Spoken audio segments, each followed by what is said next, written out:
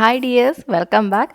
ഇന്ന് ഞാൻ വന്നിരിക്കുന്നത് ചപ്പാത്തിക്കും പൂരിക്കും ഒക്കെ സൂപ്പർ കോമ്പിനേഷൻ ആയിട്ടുള്ള ഒരു കറിയുമായിട്ടാണ്. വേഗത്തിൽ തയ്യാറാക്കിയെടുക്കാൻ നല്ല ഹെൽത്തിയും നല്ല ടേസ്റ്റുമാണ്. അപ്പോൾ നോക്കാം റെസിപ്പി എങ്ങനെയാണെന്ന്.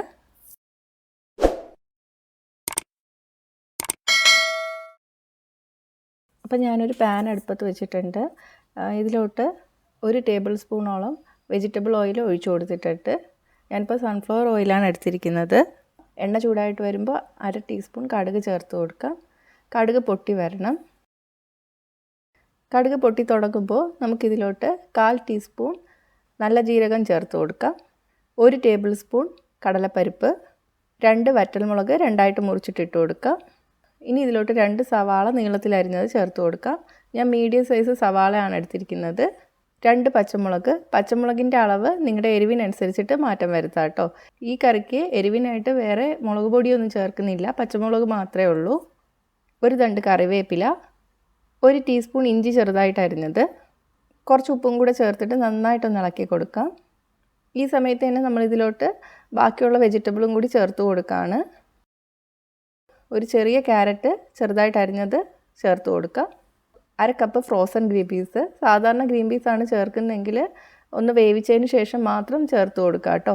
ഫ്രോസൺ ഗ്രീൻ പീസ് ആകുമ്പോൾ പെട്ടെന്ന് തന്നെ വെന്ത് കിട്ടും, അതുകൊണ്ടാണ് ഈ സമയത്ത് ചേർക്കുന്നത്. നന്നായിട്ട് ഇളക്കി കൊടുക്കുക. ഇനി നമുക്കിത് അടച്ചു വെച്ച് വേവിക്കാം. ഏകദേശം ഒരു 10 മിനിറ്റ് എടുക്കും ഇതൊന്ന് വെന്ത് കിട്ടാൻ വേണ്ടിയിട്ട്. ഇടയ്ക്കിടയ്ക്ക് തുറന്ന് ഇളക്കി കൊടുക്കുക കേട്ടോ, ഇല്ലെങ്കിൽ അടിയിൽ പിടിക്കും. ഇനി ഞാനൊരു പാത്രത്തിലോട്ട് 2 ടേബിൾ സ്പൂൺ കടലമാവ് ചേർത്ത് കൊടുക്കുകയാണ്. ഇതിലോട്ട് കുറച്ച് വെള്ളം ഒഴിച്ചിട്ട് നന്നായിട്ടൊന്ന് കലക്കിയെടുക്കുക. കട്ടയില്ലാതെ കലക്കിയെടുക്കാൻ വേണ്ടിയിട്ടാണ് ആദ്യം കുറച്ച് മാത്രം വെള്ളം ഒഴിച്ച് കലക്കുന്നത്. ഒന്ന് കലങ്ങി കിട്ടിയതിന് ശേഷം നമുക്കിതിലോട്ട് 1/4 കപ്പ് വെള്ളം കൂടെ ചേർത്ത് കൊടുക്കാം. ഞാൻ എടുത്തിരിക്കുന്ന കപ്പ് 240 ml ആണ് കേട്ടോ. ഇനി ഇത് മാറ്റി വയ്ക്കാം. ഞാൻ ഇടയ്ക്കിടയ്ക്ക് തുറന്ന് ഇളക്കുന്നുണ്ടായിരുന്നു. പച്ചക്കറിയൊക്കെ ഏകദേശം വെന്ത് വന്നിട്ടുണ്ട്. ഈ സമയത്ത് നമുക്കിതിലോട്ട് 1/2 ടീസ്പൂൺ മഞ്ഞൾപ്പൊടി ചേർത്ത് കൊടുക്കാം. നന്നായിട്ട് ഇളക്കി കൊടുക്കുക. ഒരു 5 മിനിറ്റും കൂടി അടച്ചു വെച്ച് വേവിക്കാം. 5 മിനിറ്റ് കഴിഞ്ഞിട്ടുണ്ട്. നമുക്കിതിലോട്ട് ഇനി തിളച്ച വെള്ളം ഒഴിച്ചു കൊടുക്കാം. 2 കപ്പ് വെള്ളമാണ് ഒഴിച്ചു കൊടുക്കുന്നത്. തിളച്ച വെള്ളം തന്നെ ഒഴിച്ചു കൊടുക്കുക കേട്ടോ. ഇനി ഇതിലോട്ട് വേവിച്ച് ഉടച്ചു വെച്ചിരിക്കുന്ന ഉരുളക്കിഴങ്ങ് ചേർത്ത് കൊടുക്കുകയാണ്. 2 മീഡിയം സൈസ് ഉരുളക്കിഴങ്ങ് ഉപ്പിട്ട് വേവിച്ചെടുത്തതാണ്. നന്നായിട്ട് ഇളക്കി കൊടുക്കുക. ഉപ്പ് നോക്കുക, ഉപ്പ് കുറവുണ്ട്, കുറച്ചും കൂടി ചേർത്ത് കൊടുക്കുകയാണ്. നന്നായിട്ട് ഇളക്കുക. ഇനി ഇതിലോട്ട് നമ്മൾ കലക്കി വെച്ചിരിക്കുന്ന കടലമാവും കൂടി ചേർത്ത് കൊടുക്കുക. തീ ഇപ്പം മീഡിയത്തിലാണ് ഇട്ടിരിക്കുന്നത്. ഒന്നുകൂടി നന്നായിട്ട് ഇളക്കി കൊടുക്കുക. 1 ടേബിൾ സ്പൂൺ മല്ലിയില ചെറുതായിട്ട് അരിഞ്ഞത് ചേർത്ത് കൊടുക്കുക.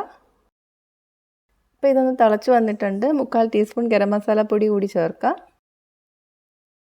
നന്നായിട്ട് ഇളക്കിയതിന് ശേഷം ഒരു നുള്ള് പഞ്ചസാര കൂടി ചേർത്ത് കൊടുക്കുകയാണ്. കറിയുടെ ടേസ്റ്റ് ഒന്ന് അഡ്ജസ്റ്റ് ചെയ്യാൻ വേണ്ടിയിട്ടാണ്, കൂടി പോവരുത്. നന്നായിട്ട് ഇളക്കിയതിന് ശേഷം നമുക്ക് തീ ഓഫ് ചെയ്യാം. ഇത്രയേ ഉള്ളൂ, നമ്മുടെ കറി റെഡി ആയിട്ടുണ്ട്. ഇതുപോലെ വേണം, ഒന്ന് കുറുകിയ രീതിയിൽ വേണം കറി ഇരിക്കാൻ വേണ്ടിയിട്ട്. വെള്ളം കൂടിപ്പോയെങ്കിൽ ഒന്ന് ചെറുതായിട്ട് വറ്റിച്ചെടുക്കുക കേട്ടോ. ഇതുപോലെ ഇരിക്കണം. അപ്പോൾ എളുപ്പമല്ലേ, പക്ഷെ നല്ല ടേസ്റ്റുമാണ് കേട്ടോ. ഒന്ന് ട്രൈ ചെയ്ത് നോക്കുക. ചപ്പാത്തിക്കും പൂരിക്കും ഒക്കെ നല്ല കോമ്പിനേഷനാണ്. ട്രൈ ചെയ്തതിന് ശേഷം നിങ്ങളുടെ അഭിപ്രായങ്ങൾ കമൻറ്റ് ചെയ്യുക. ഇഷ്ടമായെങ്കിൽ ലൈക്കും ഷെയറും ചെയ്യുക. ഇഷ്ടപ്പെട്ടില്ലെങ്കിൽ ഡിസ്ലൈക്കും ചെയ്യുക. കൂടുതൽ റെസിപ്പികൾക്കായിട്ട് ചാനൽ ഇതുവരെ സബ്സ്ക്രൈബ് ചെയ്തിട്ടില്ലെങ്കിൽ സബ്സ്ക്രൈബ് ചെയ്യാനും മറക്കല്ലേ. അടുത്തൊരു റെസിപ്പി ആയിട്ട് കാണാം. ബൈ.